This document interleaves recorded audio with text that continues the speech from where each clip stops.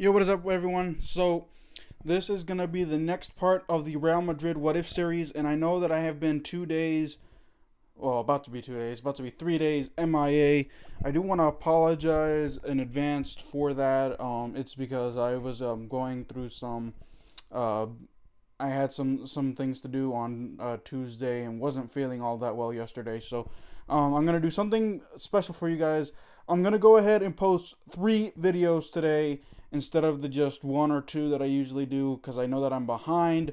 So the first video is going to be discussing, the first 2 videos, so let's just say those first 2 videos will be the Real Madrid What If, the continuation of the Real Madrid What If series, which is the worst case scenario for a Florentino Perez win, the worst case scenario for a Enrique Riquelme win, and of course, I'm going to be discussing, in the third video, it's going to be a Washington football team, or an NFL video, if you will, discussing the new change that has just occurred for the NFL.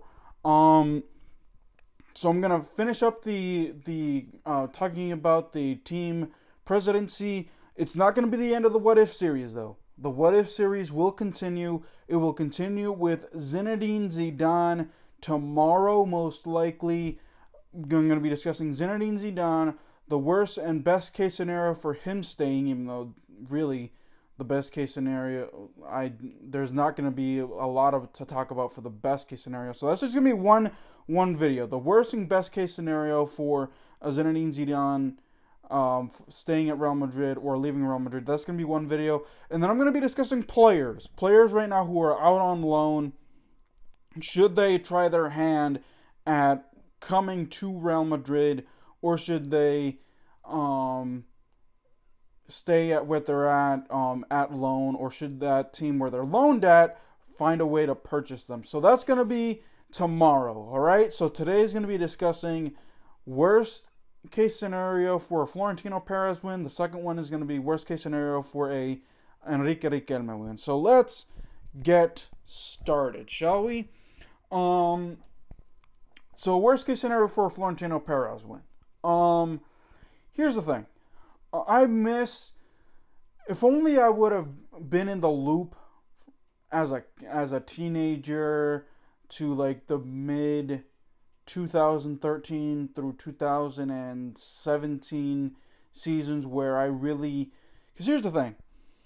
As you know, a teenager, I really didn't care for politics. I'm not a politics person. Much less do I not care who leads the team and who doesn't. To be honest, I didn't care who the managers were. I didn't care who led the team. All I knew were players. I was like, the players make the team, period. But now I realized that the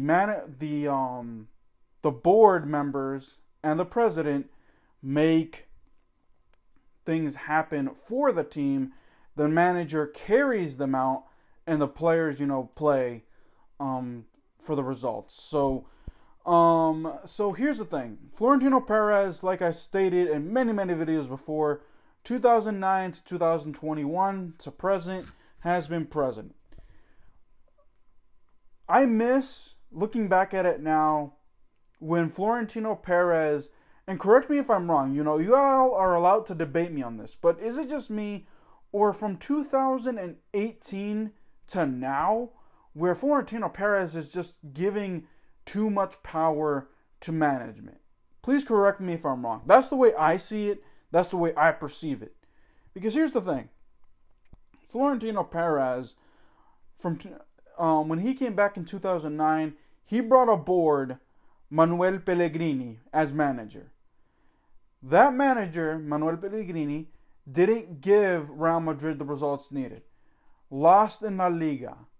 Got knocked out in the round of 16 of the Champions League, and lost in the round of 32 of the Copa del Rey. Jose Mourinho needed to rebuild and was building something with Real Madrid, so he was given a longer stay. He just ended up not getting along with Florentino Perez towards the end of his tenure, so that's how he got let go. But he at least brought back a La Liga title for Real Madrid. But aside from that, really didn't do anything. No, he actually, I take that back. Real Madrid suffered 6 straight. This was before Jose Mourinho. Round of 16 eliminations of the Champions League. So Jose Mourinho, when he was around, at least, got through to the quarterfinals. I think there was like maybe a semifinals, I want to say, but I could be wrong. I don't know if that was during the Carlos Ancelotti era, but please correct me if I'm wrong, like I said. So he was able to, avoid the round of 16 elimination in the Champions League. He won a Copa del Rey, actually, in the I think it was his first stint, or not his first. I think it was his first either his first or second year as man. First year. It was his first year as manager, where he was able to deliver the Copa del Rey. So at least he won a trophy. We're gonna say, Oscar, that's not, that's a nothing trophy. Hey man, a trophy is a trophy, and here's the reason why I say that. Because Carlos Ancelotti, let's move on from Jose Mourinho. Because like I said, Jose Mourinho really had a very ugly exit with Florentino Perez when, because Jose Mourinho is a hothead. So I guess like he had a falling out with the management towards the end. So in comes Carlos Ancelotti hiring. And, really, I really didn't know about this guy. All I knew is that he coached, smaller European teams and all that. But he, to my surprise, and to surprise to everyone, his La Liga title, his La Liga record wasn't all that great, because I think he, in the 2013-2014 season, just, was like, what, third place and 20 points away from the top of the table against Barcelona. So forget about that. But he did, after almost 15 years, let's say 13 years, 12 to 13 years, Carlos Ancelotti delivered Real Madrid's 10th La Liga 10th Champions League title. So he delivered that in his first year as Real Madrid manager. Now in his second stint, because he couldn't back that up, because he had a 4-year contract or something like that, really couldn't, he couldn't back that up. So he got, dismissed. He got fired. He got sacked. I miss those days, because then Real Madrid went on a 3-year spell where they won 3 straight Champions Leagues, and they won a La Liga title with Zinedine Zidane in his first stint. So, Florentino Perez, and then, of course, the whole entire Cristiano Ronaldo, walking away. So Zinedine Zidane walked away. And then, of course, 2 managers that were hired in, what's this guy's name? He manages Sevilla now. What's this guy's name? It's probably going to come back to me. But anyways, Real Madrid went through 2 managers before Zinedine Zidane came back in the late 2018 season. Literally like 10 games left in La Liga of the 2017-2018 season, or 2018-2019 season. And here we are. So I miss those days where Florentino Perez, if you don't deliver a trophy, you're out.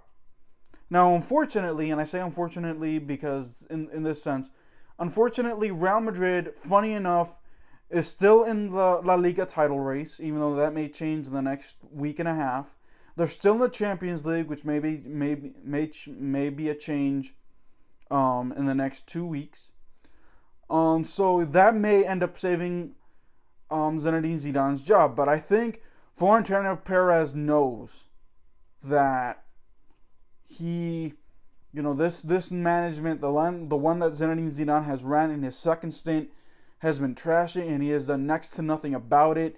Really, he hasn't taken, when Zinedine Zidane and the management were going through issues earlier in the season, Real Madrid could have at least had Pochettino, Mauricio Pochettino in December, but no, Florentino Perez was like, yeah, I'll give Zinedine Zidane another chance. Real Madrid gets embarrassed and hasn't gotten results recently. We'll wait until I'll wait until the end of the season. Now it's I'll leave it to Zinedine Zidane to see if he wants to stay or go. And by the way, Zinedine Zidane is actually thinking about staying one more year. So that's what I'm afraid of. That is the worst case scenario for Florentino Perez win. Is that back then, he at least showed that he had a backbone and said, you're not going to deliver me a trophy or, gold or silverware. You're out. You're done. If he sees a team struggling and the team's not giving him the same results, you're done. You're out. I'm going to rebuild something without you.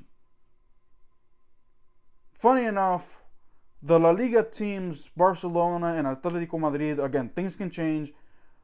These three teams are still in contention for the La Liga title. The Champions League, Real Madrid is still in contention for that, and they have the easiest path to get to it. I'm not going to say just. They got to beat Liverpool, and they got to beat either Chelsea or Porto, whoever is the winner of those legs, if Real Madrid can get through Liverpool.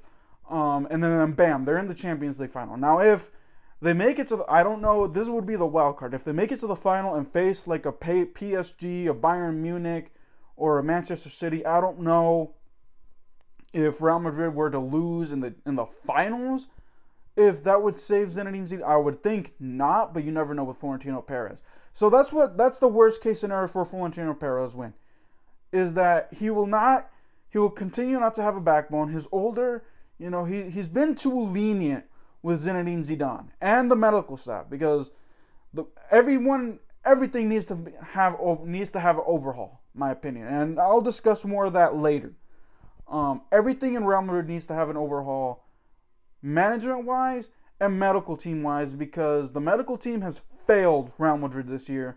Clearing players that shouldn't be cleared, giving them thumbs up to train. Like I said, a lot of things are going to happen. This is going to be interesting. And by the way, I think, if I'm not mistaken, I have to double check my sources, but I think the presidential elections are actually like, I don't know if I have to double check it. Something's up with the presidential elections for Real Madrid. I have to double check those, so I'm not going to report on it now. I just got to double check my sources, and I'll get back to you guys on that. But that's my only fear. The positives outweigh the negatives. But my thing is that Florentino Perez gave way too much power to Zinedine Zidane, his second stint, and that, in essence, killed Real Madrid as a team, because look at the youngsters that Real Madrid loaned out. They're balling out. They're doing, well for themselves. And right now, the players that Real Madrid have, the older folks, are getting hurt, getting injured. And Real Madrid, instead of looking towards the youngsters that they loaned out, are looking towards, getting their squad, using the B squad teams. Which, don't get me wrong, the B squad, they're good too, but they're in the B squad or C squad for a reason. So, anyways, alright. Alrighty, guys, that is the worst case scenario for Florentino Perez. I know it was long-winded as it needed to be. I just needed to go through like a retrospect, do it retroly, and then so that way you guys can look back. Let me know if you guys think that this would be a worst case scenario for a Florentino Perez win, and if there's more, I'll be glad to address it in future videos. Just let me know in the comments down below. Like I said, I'd like to interact with you guys. Please do in the comments down below. But if you're new to my channel, you like what you hear, you like what you see, give me a subscribe, hit that red button, give me a like, hit that thumbs up button, comment, share. Until then, guys, next up is gonna be worst case scenario for a Enrique Riquelme win. That is what is up next.